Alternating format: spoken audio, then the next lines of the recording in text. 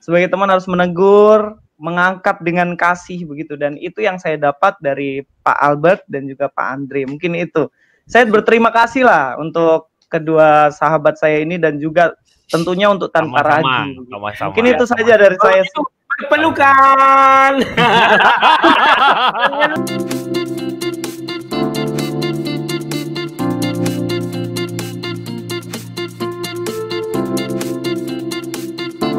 Tujuan dari dibuatnya video ini adalah untuk mengedukasi setiap kita, baik yang Kristen maupun yang non-Kristen, berkaitan dengan peristiwa yang baru-baru saja terjadi belakangan ini. Yaitu, kalau teman-teman ikutin, ada sebuah gesekan antara dua YouTuber, boleh dikatakan YouTuber Kristen, yaitu Louis Prasetyo dan Sang Debaters. Boleh dikata hal itu bermula dari perselisihan pendapat, perbedaan pendapat antar keduanya yang kemudian berujung pada urusan channel di YouTube. Tetapi yang membuat gue bersyukur adalah para YouTuber Kristen ini berhasil menyelesaikan perselisihan antar keduanya dengan cara yang benar, cara yang berkenan kepada Tuhan.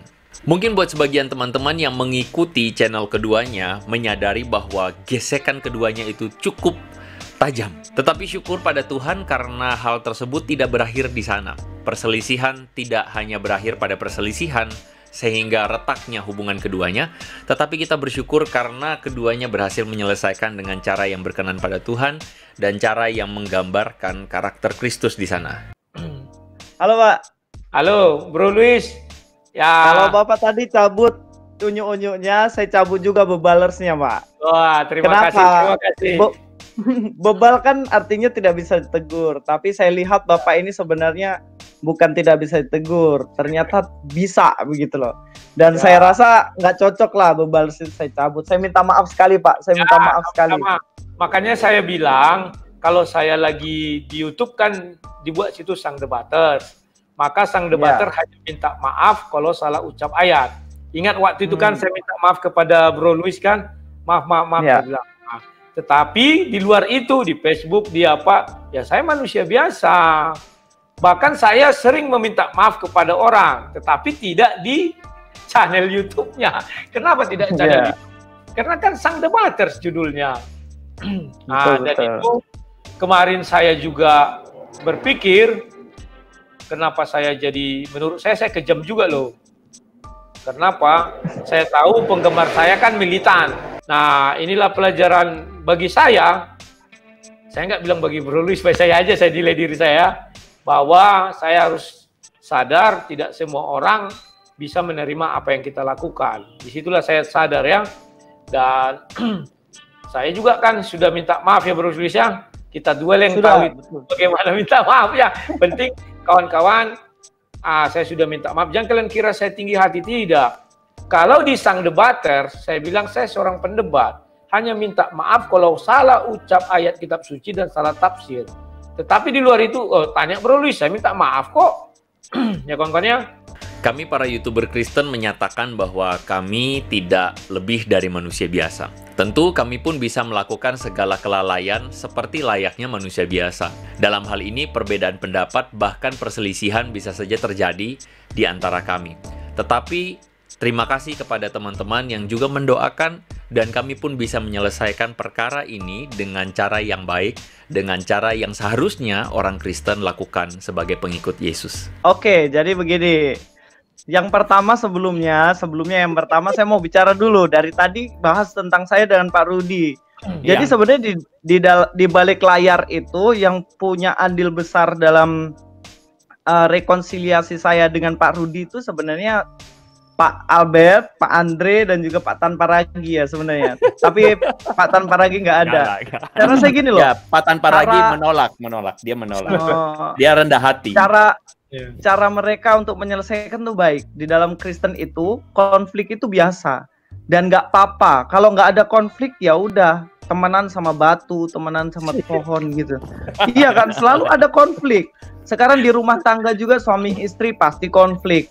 Kita di kantor pasti konflik. Tetapi di dalam Kristen itu ketika konflik penyelesaiannya adalah dengan kasih. Itu yang saya sangat senang. Jadi dengan penuh kasih nih Pak Gembala 2 ini telepon saya. Wah, yang satu teleponnya. Enggak lah. Bro, kenapa? Ada apa begitu dah. Nah, dengan kasih itu akhirnya ya saya cerita dan akhirnya teruskan ke Pak Rudi. Jadi ini kita harus contoh teman-teman. Kedua gembala kita ini harus kita contoh. Ketika ada masalah kita harus menjadi pembawa damai. Terus yang kedua, renungan saya tadi pagi itu dari Pengkhotbah ya, Pengkhotbah 4 ayat 9. Berdua lebih baik daripada seorang diri, karena mereka menerima upah yang baik dalam jerih payah mereka. Karena kalau mereka jatuh, yang seorang mengangkat temannya, tetapi wahai orang yang jatuh, yang tidak mempunyai orang lain itu untuk mengangkatnya. Artinya ketika saya berteman, ketika saya jatuh mungkin saya sedang dalam kondisi tidak fit dan saya jatuh baik dalam kerohanian, ya memang sebagai teman harus menegur. Sebagai teman harus menegur, mengangkat dengan kasih begitu. Dan itu yang saya dapat dari Pak Albert dan juga Pak Andre. Mungkin itu. Saya berterima kasih lah untuk kedua sahabat saya ini dan juga tentunya untuk Tanpa Ragu. Mungkin itu saja dari saya. Pelukan. Habis kita 4 orang. Siapa yang jadi lalat? Kami mohon maaf jika di dalam perjalanan ini sempat ada terjadi sebuah kesaksian yang tidak baik kepada orang-orang Kristen dan juga terutama kepada orang-orang yang non-Kristen, teman-teman yang dari luar yang menyaksikan apa yang terjadi di antara kami.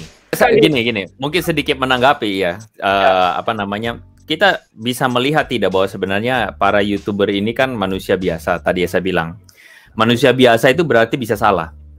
Tetapi kita dari video ini juga kita mau bilang kepada para viewer bahwa sebenarnya para YouTuber juga ini dibentuk Tuhan. Saya pikir betapa sedihnya kalau misalnya kita bikin konten, tetapi kita sendiri tidak dibentuk Tuhan. Betapa sedihnya kita bikin konten untuk ditonton sama orang, supaya orang ini katakanlah kan kita pengen supaya para istilahnya netizen itu dapat paradigma yang bagus gitu ya, dapat kebenaran. Kitanya sendiri tidak dibentuk Tuhan, betapa kasihannya kita gitu kan. Ya. Nah, jadi kitanya ini sebenarnya para YouTuber harusnya juga bertumbuh begitu. Kita sendiri dibentuk Tuhan, makanya juga saya juga pengen bilang buat para viewer untuk berikan ruang juga buat para YouTuber ini untuk berproses. Sekali lagi kami masih belajar, kami masih banyak kekurangan, kami masih punya banyak kelemahan, tetapi kami memohon teman-teman untuk mendoakan kami, para YouTuber Kristen ini, supaya kami bisa bersikap dan mempunyai karakter seperti Kristus. Nah, Bro Andre juga memberikan masukan, ya kita bantu untuk membereskan dampak sosial yang terjadi. Maka dari itu memang saya kira perlu wadah ini untuk ditengahi begitu. Dan ini saya sungguh luar biasa sih, ini satu kolaborasi yang luar biasa yang Tuhan boleh pakai. Dan ini saya berharap juga kalau terjadi kesalahpahaman juga dari teman-teman viewer, subscriber juga kita boleh saling melengkapi lah seperti apa yang Kristus sudah ajarkan. Nah, maka dari itu teman-teman dari subscriber juga, viewer juga dari ketiga YouTuber ini, keempat YouTuber ini boleh tolong dukung dalam doa juga untuk setiap kami supaya Tuhan boleh jaga kekudusan kami, supaya kami itu tetap boleh menjadi berkat begitu ya. Jadi kami tidak malu dengan kejadian ini, tetapi kami berharap kejadian ini justru menjadi pembelajaran yang baik buat kita semua. So sampai di sini saja sekilas infonya. So make it simple, make it meaningful, may God bless you.